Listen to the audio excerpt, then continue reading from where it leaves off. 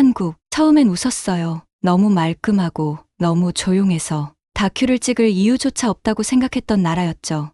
그런데 그곳에서 만난 건 하나의 기계도 하나의 제품도 아니었어요. 진짜 치유는 기술이 아닌 한 사람의 손에서 시작된다는 걸 그날 처음 알게 됐어요.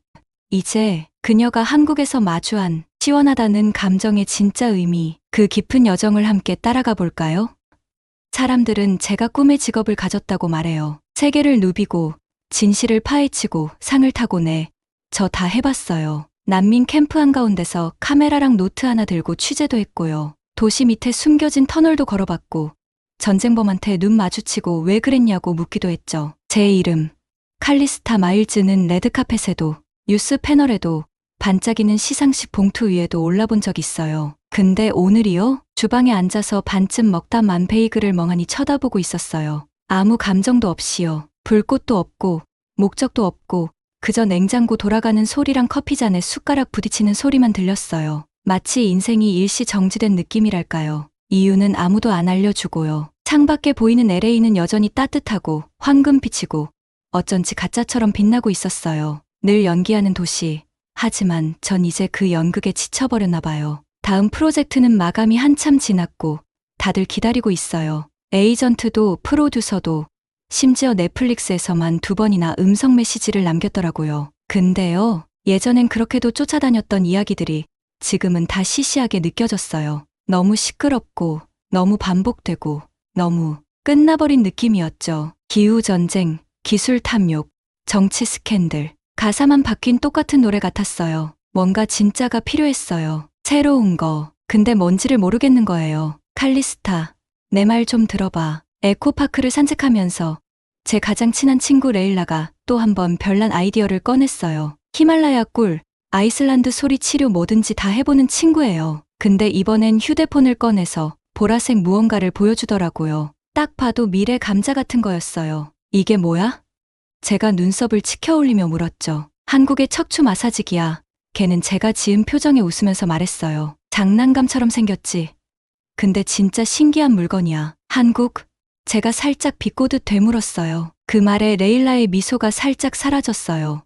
그래, 한국. 너 다큐멘터리 한 번도 안 찍은 나라잖아? 전 어깨를 으쓱했어요. 그냥 별로 흥미를 못 느꼈을 뿐이야. 너무 아기자기하고 너무 말끔하잖아. 날것의 매력, 그런 게 없어서. 레일라는 걸음을 멈추고 절 돌아봤어요. 그게 내 문제일 수도 있어. 반박하고 싶었는데 그 말이 꽤 세게 와닿았어요. 말없이 호숫가에서 스쿠터 타고 가는 꼬마를 바라봤죠. 진지하게 말하는 거야. 칼, 걔가 이어서 말했어요. 거기 지금 뭔가가 일어나고 있어. 조용한 변화랄까. 사람들 스스로 안에서부터 치유되기 시작했어. 보라색 척추 감자 가지고?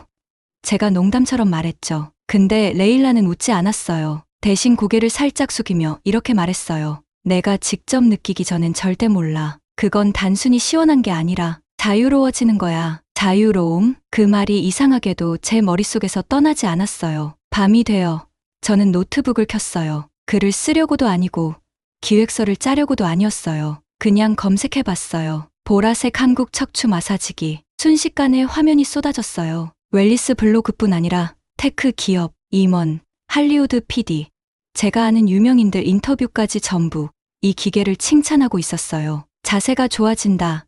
만성통증 완화 그런 건 기본이고요. 근데 대부분이 예상 밖의 단어를 쓰고 있었어요. 해방, 놓아줌, 평온함. 전 코웃음을 쳤어요. 마케팅 멘트겠지. 그러면서도 계속 스크롤을 내렸어요. 그러다 한 CEO의 말에 손이 멈췄어요. 20년 동안 몸에 힘이 들어가 있었는지도 몰랐어요. 그게 풀리기 전까진요. 모르고 있던 긴장감. 익숙한 말 같았어요. 노트북을 덮고 어둠 속에 가만히 앉아 있었어요. 혹시 나도 그랬던 걸까? 상도, 기사도 날 대신 치유해주지 못했던 그 무언가를 내가 안고 있었던 건 아닐까? 창밖 도시의 불빛이 마치 제 머릿속 생각처럼 깜빡이고 있었어요. 너무 깔끔하고 너무 정돈된 제 아파트가 갑자기 연극 무대처럼 느껴졌어요. 거울 앞에 섰어요. 칼리스타 마일즈, 다큐멘터리 헌터, 진실 탐색자, 카메라 전사. 근데 제 눈은 피곤했어요. 그냥 피곤한 게 아니라 아주 오래된 피로가 담긴 눈이었어요. 제가 아직 이름 붙이지 못한 어떤 감정이었죠. 그때 저도 모르게 작게 중얼거렸어요. 자유로움.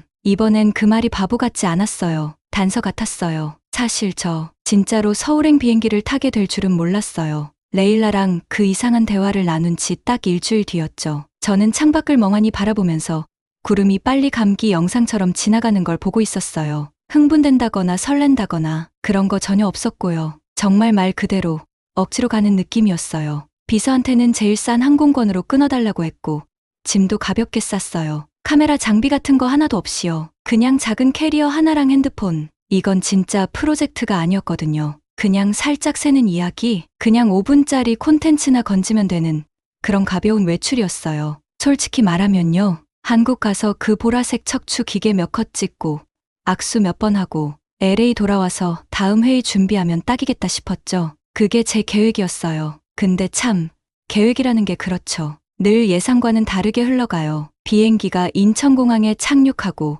승무원의 부드러운 환영 멘트가 흐를 때요. 이상한 기분이 들었어요. 불안도 아니고 기대도 아니고 그냥 멈춰진 공간에 들어가는 그런 느낌이었어요. 계획된 적 없는 방으로 발을 들이는 느낌. 공항은 참 깨끗했어요. 너무 깨끗해서 공기마저 정리된 것 같았죠. 서울이 현대적인 도시라는 건 알고 있었지만 이렇게 고요한 느낌은 예상 못했어요. 저를 마중 나온 사람은 이름이 적힌 팻말을 들고 있던 젊은 여성분이었어요. 칼리스타 마일즈. 꼼짝도 않고 서 있는 모습이 마치 평온함으로 조각된 사람 같았어요. 혹시 쿨센스에서 나오신 분인가요? 제가 다가가며 물었어요. 그녀는 고개를 살짝 숙이며 말했죠. 네, 저는 지윤입니다. 한국에 오신 걸 환영해요. 나이는 25쯤 되어 보였고 옷차림도 세련됐고 피부도 말도 안 되게 좋았고 목소리는 정말 안정감 있었어요. 제가 안녕하세요라고 한 것만으로도 마치 소리 지른 기분이 들 정도였어요. 우리는 전기차에 올라탔고 지우는 쓸데없는 얘기 없이 조용히 운전했어요. 그게 저는 좋았어요. 한참 조용히 가던 중 그녀가 조심스럽게 말을 꺼냈어요. 제품의 과학적 원리를 탐구하고 싶다고 하셨다면서요? 제가 고개를 끄덕였죠. 네, 뭐 개발자나 엔지니어도 만나보고 실제로 어떻게 작동하는지 보고 싶어서요. 지우는 미소를 지었지만 그게 좋아요라는 느낌은 아니었어요. 그보다는 일단 지켜보조에 가까웠달까요. 신뢰가 안 된다면 그녀가 조심스럽게 말했어요. 먼저 다른 곳에 들러보시는 건 어떨까요? 제가 눈썹을 치켜 올렸죠. 어디요? 찜질방이요. 찜질방이요? 전통 한국 목욕 문화 공간이에요. 스팀룸, 사우나, 뜨끈한 바닥 사람들이 쉬고 연결되고 놓아주는 곳이죠. 스파 같은 건가요? 저는 고개를 저으면서 말했어요. 그런 데는 별로 스파는 아니에요. 그녀는 단호하면서도 부드럽게 말했어요. 그보다 훨씬 더 사람다워요. 그리고 아마 그곳이야말로 당신의 이야기가 시작되는 곳일 거예요. 저는 반박하려고 했어요. 근데 이상하게 그 말투에 말문이 막히더라고요. 그렇게 해서 1시간 뒤 저는 실로암 찜질방 입구에 맨발로 서 있었어요. 너무 큰 주황색 티셔츠와 반바지를 입고 작디작은 수건 한 장이랑 자존심만 꼭 쥔 채로요. 먼저 향이 확 와 닿았어요. 고소하면서도 따뜻하고 어디서도 맡아본 적 없는 냄새. 볶은 보리, 뜨거운 돌, 뭔가 아주 오래된 것의 향이었어요. 안으로 들어가니 전혀 다른 세계가 펼쳐졌어요. 가족들은 뜨끈한 바닥에 앉아서 대화하거나 낮잠 자고 있었고 할머니들은 수건 하나 두른 채 자신감 넘치게 다니고 있었어요. 아이들은 웃고 증기는 구석구석에서 올라오고 낯선 이들이 삶은 달걀과 식혜를 나누며 마치 오래된 친구처럼 보였어요. 부끄러움도 없고 꾸밈도 없고 거울도 없고 그냥 사람 그 자체였어요. 숨쉬고 땀 흘리고 놓아주는 사람들. 어디를 봐야 할지도 모르겠더라고요. 지윤이 삶은 달걀 하나와 시원한 식혜를 건네며 말했어요. 그냥 앉으세요. 보고 느끼세요. 그래서 저 그냥 앉았어요. 처음엔 동상처럼 가만히 있었어요. 어떻게 움직여야 할지도 모르겠고 어디 봐야 할지도 모르겠고 무엇보다 뭘 느껴도 되는지조차 몰랐어요. 근데 시간이 흐르면서 몸속으로 열기가 스며들더니 어깨가 내려가고 생각이 조용해졌어요. 근처에 있던 아주머니 한 분이 제게 달걀 하나 더 건네줬고 저는 고개를 끄덕였어요. 그 작은 행동이 왜 그렇게 따뜻하게 느껴졌는지. 숯방, 소금방, 점점 더 뜨거워지고 점점 더 겸손해지는 공간들을 지나며 결국 저는 돌바닥 위에 누운 채 눈을 반쯤 감고 이상한 전류 같은 따뜻한 진동을 온몸으로 느끼고 있었어요. 감정적으로는 아직 거리를 두고 있었어요. 관찰 중이야. 그렇게 스스로에게 말했죠. 하지만 마음 깊숙한 어딘가에서 작은 무언가가 움직였어요. 큰 장면도 감정 폭발도 아니었어요. 그저 조용한 생각 하나였죠. 혹시 나는 진실을 너무 멀리서만 찾고 있었던 건 아닐까? 지윤이 쿨센스의 창립자를 만나러 간다고 했을 때요. 솔직히 저는 하얀 실험복 입은 사람들, 유리 테이블 위에 생수병 몇 개 놓인 그런 사무실을 생각했어요. 근데 전혀 아니었어요. 서울에서 차 타고 1시간쯤 나가니까 도시가 끝나고 초록 언덕이랑 조용한 나무들만 남더라고요. 도로는 자갈길로 바뀌고 핸드폰 신호도 끊기고 들리는 건 바람 소리랑 바퀴 소리뿐이었어요. 여기가 서 박사님 댁이에요? 제가 물었고 지우는 고개를 끄덕였어요. 평온함을 좋아하세요. 한옥이 있었어요. 곡선 지붕이 예쁘게 이어진 낮은 목조 건물들. 가운데엔 돌이랑 약초가 심어진 정원이 있었고 바람이 불 때마다 작은 풍경이 은은하게 울리더라고요. 진짜 그림 속 한 장면 같았어요. 그 입구에 등을 곧게 펴난 노인이 서 계셨어요. 손은 가지런히 모으고 눈빛은 마치 제 속을 꿰뚫어보는 듯했어요. 칼리스타, 지훈이 말했어요. 이분이 서진우 박사님이세요. 제가 작게 고개를 숙이며 인사했어요. 만나 뵙게 되어 영광입니다. 그분은 웃지 않으셨어요. 하지만 고요한 눈으로 고개를 끄덕이셨어요. 안으로 들어오시죠. 그 집 안은 정말 조용했어요. TV도 없고 첨단 기계도 없고 그저 물 끓는 소리랑 멀리서 들리는 새소리, 나무 냄새랑 차 향기, 그리고 시간이 담긴 듯한 아주 오래된 냄새가 났어요. 그때였어요. 다른 방에서 낮고 단호한 목소리가 들려왔어요. 아직은 시작할 수 없습니다. 너무 긴장되어 있네요. 고개를 돌리자 작고 날카로운 눈매의 할머니 한 분이 천천히 방으로 들어오셨어요. 머리는 반듯하게 묶여 있었고 자세는 군인처럼 반듯했어요. 여든은 훌쩍 넘어 보이셨지만 그 누구보다 강한 기운이 느껴졌어요. 이분은 서 박사님의 어머니세요. 지훈이 속삭이듯 말했어요. 한방의 대가 서은이 여사님입니다. 서 여사님은 마치 이미 제 모든 걸 알고 있는 사람처럼 절 바라보셨어요. 앉으세요. 단호하지만 이상하게 따뜻한 말투였어요. 저는 바닥에 깔린 낮은 방석에 조심스럽게 앉았어요. 그러자 그녀는 제 어깨 위에 양손을 얹으셨어요. 손길은 단단하면서도 부드러웠어요. 여기저기 살짝살짝 눌러보시더니 마치 점자로 몸을 읽듯 제 몸 상태를 알아채셨어요. 가슴에 쌓인 게 너무 많아요. 그녀가 아들에게 조용히 말했어요. 허리는 완전히 잠겼고 이 몸은 제대로 잠을 못 자요. 제가 눈을 깜빡였어요. 어떻게 손만 대고 그걸 아세요? 그녀는 말랐지만 단단한 미소를 지으셨어요. 몸은 절대 거짓말 안 해요, 아이야. 입만 거짓말하지. 그 말에 말문이 막히려는 찰나 따뜻한 찻잔이 제 손에 쥐어졌어요. 한방차예요. 시작하기 전에 문을 열어주는 역할을 하죠. 처음엔 쌉싸름했고 그 다음엔 살짝 달콤해졌어요. 목을 타고 내려가는 그 온기가 마치 안에서 껴안아주는 것 같았어요. 그리고 시작됐어요. 근데 마사지라는 단어론 설명이 안 돼요. 그건 그냥 그런 차원이 아니었어요. 서 여사님은 저를 따뜻하게 데워진 황토 침대에 엎드리게 하셨어요. 손으로 누르고 펴고 두드리고 숨을 맞추고 손이 작았지만 힘은 대단했고 제가 전혀 몰랐던 부분들까지 정확하게 짚어내셨어요. 처음엔 저도 평소처럼 버텼어요. 조용히 참았고 늘 그랬듯 견뎌야지라는 마음으로 버텼어요. 그런데요. 등 가운데 갈비뼈 밑 한가운데를 눌렀을 때였어요. 뭔가가 터졌어요. 눈물이 아무 경고도 없이 터져버렸어요. 고통 때문이 아니었어요. 그냥 풀려버렸기 때문이었어요. 한 번도 울지 않았던 시간들, 말하지 않았던 감정들, 모른 척했던 모든 것들이 갑자기 터져나왔어요. 작게 흐느낀 게 아니라 속 깊은 곳에서부터 울음이 쏟아졌어요. 제가 무너졌던 그 순간 서 여사님은 아무 말 없이 그저 조용히 꾸준히 제 등을 어루만지고 계셨어요. 눈앞에 장면들이 스치듯 지나갔어요. 새벽 2시에 편집실에 앉아있던 제 모습, 공항 대기실에서 혼자 앉아있던 시간들, 누구도 필요 없다고 스스로 속이며 웃었던 순간들, 수많은 압박, 수많은 추적, 그리고 외면했던 제 자신, 그 모든 게 땀처럼 눈물처럼 천천히 녹아내리고 있었어요. 마지막에 그녀는 따뜻한 천으로 제 몸을 덮어주셨어요. 이젠 숨 쉬어요. 전 아무 말도 못했어요. 정말 단 한마디도. 서 여사님은 제 옆에 앉아 또다시 차를 따라주셨어요. 할머니가 손녀를 바라보듯 그렇게 조용하고 깊은 눈으로 절 보셨어요. 그리고 한마디 하셨어요. 아직도 저는 그 말을 잊을 수가 없어요.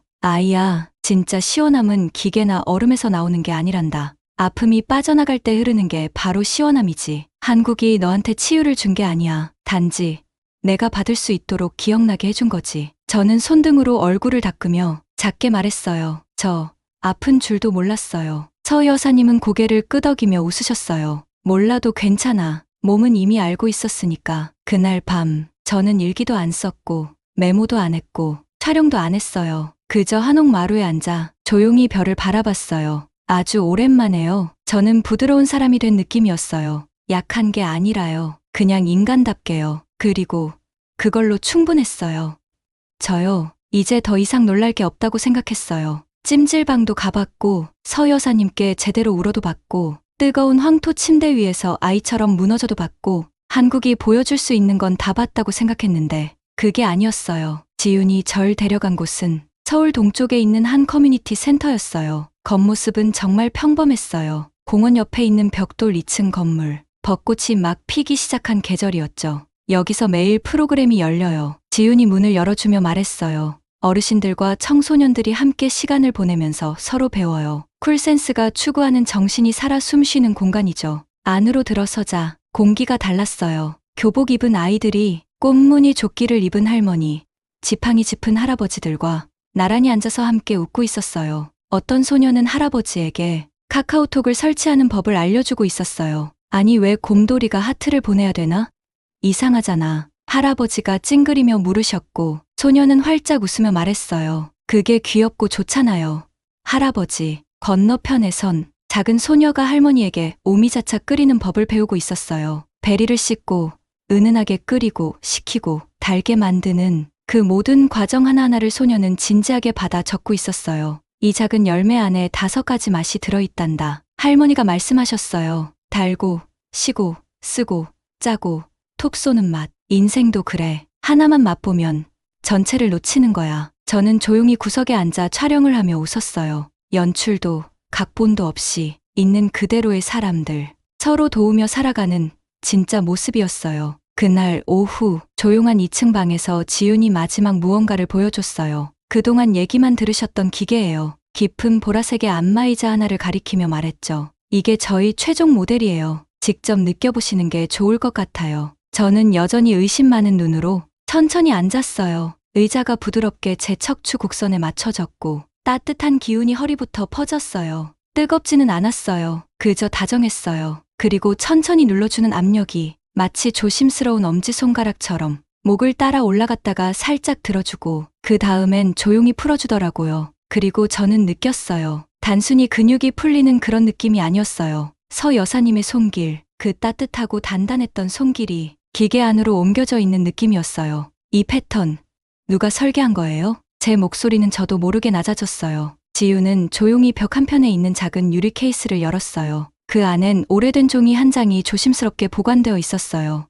이건 제가 물었어요. 서 여사님께서 20살 때 손으로 직접 그리신 경열 지도예요. 지훈이 말했어요. 공식 교육도 실험실도 없이 그녀는 손끝으로 사람의 몸을 기억하셨어요. 이건 단순한 그림이 아니라 삶이죠. 그리고 그녀가 조용히 덧붙였어요. 이 지도가 지금 의자 안에 들어가 있어요. 겉이 아니라 핵심 칩에 겉으론 안 보이지만 항상 중심에서 안내하고 있어요. 저는 할 말을 잃었어요. 이 기계, 세상은 이걸 기술의 기적이라 불렀지만 그 중심엔 한 젊은 여성의 손이 있었어요. 쌀뜨물과 들꽃으로 농부들을 치료했던 그 따뜻한 손. 기계가 아니라 그녀의 손이 여기에 숨 쉬고 있었어요. 그날 밤 저는 호텔 방에 카메라를 켰어요. 조명도 없고 대본도 없고 그저 저로 조용히 녹화를 시작했어요. 한동안 아무 말 없이 숨만 쉬었어요. 그러다 카메라를 바라보며 말했어요. 저는 이걸 장난감이라 생각했어요. 하이프 속에 감춰진 제품일 거라고. 근데 제가 발견한 건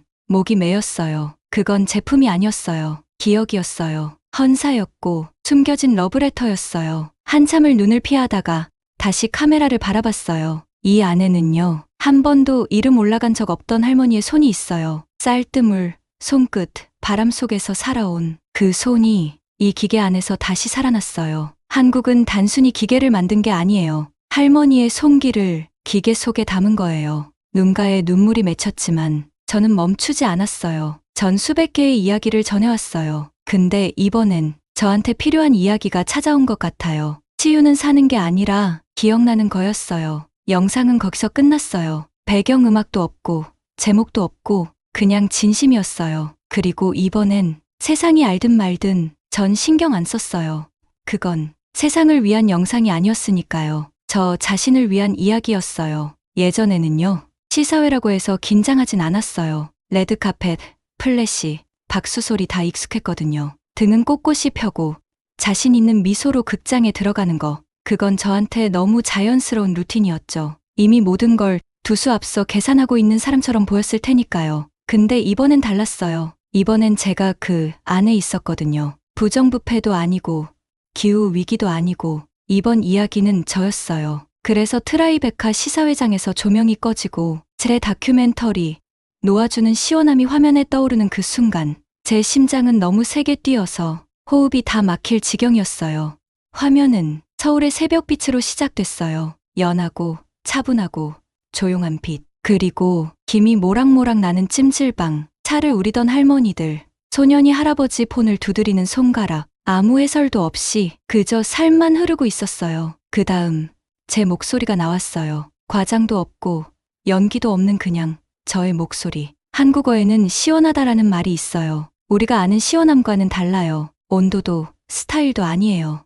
그건 내 안에 눌러있던 무언가가 빠져나갈 때 드는 감정이에요. 펑펑 울고 난 뒤 한숨, 수년간 붙잡아온 걸 놓아줬을 때 느껴지는 그 해방감. 극장은 숨을 죽인 듯 조용했어요. 화면은 계속 흘렀어요. 주황색 찜질방 반팔을 입고 할머니와 웃는 저, 한방차를 설명하는 지윤, 서로 여사님 앞에서 흐느끼는 저, 그리고 찜질방 한 구석에 민낯으로 앉아 열기 속에서 말없이 눈물 흘리며 작게 중얼대던 장면. 저 자신을 용서해요. 그 장면이 흐르고 화면이 서서히 검게 변했어요. 자막이 올라갔고 배경음은 없었어요. 단지 서 박사님의 정원에서 울리던 풍경 소리만 조용히 들려왔죠. 그 누구도 움직이지 않았어요. 그 정적 속에서 박수가 터졌어요. 크게, 뜨겁게 사람들이 일어나서 박수를 쳤어요. 마치 각자 무언가를 스스로 놓아주는 듯한 박수였어요. 그 순간 저는 알았어요. 이번에는 보여주기 위한 나가 아니었구나. 자랑스럽다기보다는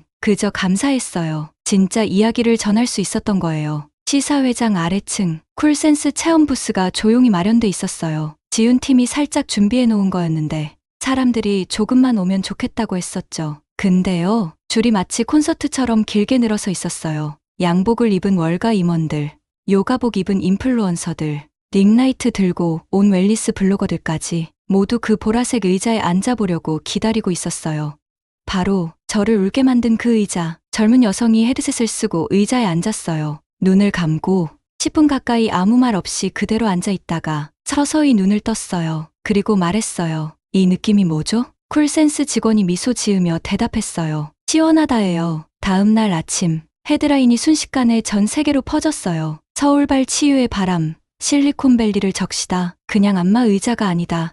한국 웰니스 철학의 진짜 정체. 냉수욕은 잊으세요. 진짜 쿨함은 감정 해방입니다. 제 다큐 중 찜질방에서 제가 속삭였던 단 한마디. 저 자신을 용서해요. 그 장면이 SNS에서 폭발적으로 퍼졌어요. 단 3글자였는데 전 세계 사람들이 그걸 자신만의 시작점처럼 쓰기 시작했어요. 샵 시원하다. 이 해시태그가 4개국에서 트렌딩 됐고요. 유명인들조차 협찬도 없이 그냥 자신이 느낀 감정을 나누기 위해 이 영상을 올리기 시작했어요. 그동안 연락 끊겼던 사람들이 저한테 메시지를 보내왔어요. 너 영상 봤어. 그리고 20분 동안 차 안에서 펑펑 울었어. 고마워. 그날 밤 호텔 옥상에 올라가서 맨해튼의 불빛을 내려다봤어요. 근데 이번엔 다음 프로젝트를 계획하지 않았어요. 기획안을 짜지도 않았고 누구에게도 멋져 보이고 싶지도 않았어요.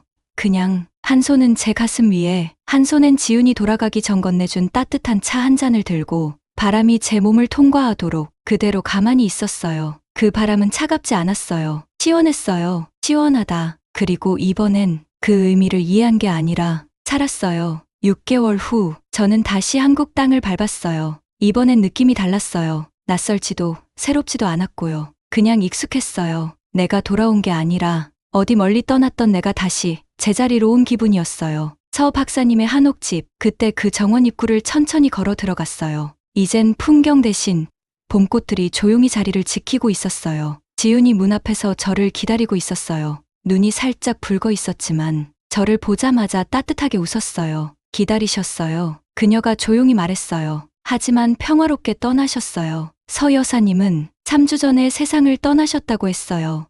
전 바로 울지 않았어요. 그저 그분 방 앞 나무 계단에 앉아서 무릎 위에 손을 얹고 나무십 사이로 흐르는 바람 소리를 들었어요. 잠시 후 서 박사님이 조용히 다가오셨어요. 소박한 천으로 감싼 작은 상자를 들고 계셨어요. 어머니께서 꼭 전해달라고 하셨습니다. 상자 안에는 낡고 작은 스케치북이 들어 있었어요. 손으로 직접 그린 경혈지도, 치유 노트, 약초 조합, 그리고 그분의 삶 전체가 페이지마다 살아 있었어요. 어떤 건 젊을 때 그린 거였고, 어떤 건 나중에 덧붙인 노트 같았어요. 여백마다 이런 말들이 적혀 있었어요. 가슴에 열이 많다. 이 지점을 누르자. 울었다. 감정 저장 가능성. 허리 아래 부드럽게 열어줄 것. 그리고 마지막 장. 접혀있던 종이 한 장이 조심스럽게 끼워져 있었어요. 그건 편지였어요. 길진 않았어요. 칼리스타에게 너는 이야기를 찾으러 온 게 아니었단다. 내가 잊고 지냈던 무언가를 기억하러 왔던 거지. 혹시 이 길을 계속 가게 된다면 내가 그린 것만 전하지 말고 내가 본 방식을 전해주렴. 손은 힘이 세서 치유하는 게 아니란다. 들어줄 줄 아는 손만이 치유할 수 있어. 세상은 지금 너무 시끄러워. 조용한 손이 귀해. 너는 한때 진실을 찾는 사람이었지. 이젠 따뜻함을 지키는 사람이 되어주렴. 너의 등을 어루만졌던 서운이 드림. 편지를 다 읽고 나서야 제 눈에서 조용히 눈물이 흘러내렸어요. 크게 울지도 않고 소리도 없이 그냥 따뜻하고 고요한 눈물이었어요. 그동안 세상은 많이 바뀌었더라고요. 쿨센스는 이제 단순한 의자가 아니었어요. 하나의 움직임이 되었어요. 유럽의 병원들에선 트라우마 회복 프로그램에 활용되고 있었고, 미국 캘리포니아의 학교들에선 쿨룸이라 불리는 조용한 감정 해방 공간이 생겼대요. 싱가포르 기업들에선 시원하다 데이라는 이름으로 한 달에 하루 쉬고 리셋하고 스스로를 돌아보는 날이 생겼고요. 하지만 저는 다시 영화를 찍지 않았어요. 못해서가 아니라 그보다 더 진짜인 걸 찾았기 때문이었어요. 이제 저는 작은 워크숍들을 열어요. 이름은 더 이상 수상 경력 다큐 감독 칼리스타 마일즈가 아니고요. 그냥 칼리스타. 우리는 바닥에 앉아요. 매트 위에 앉고 도서관에서도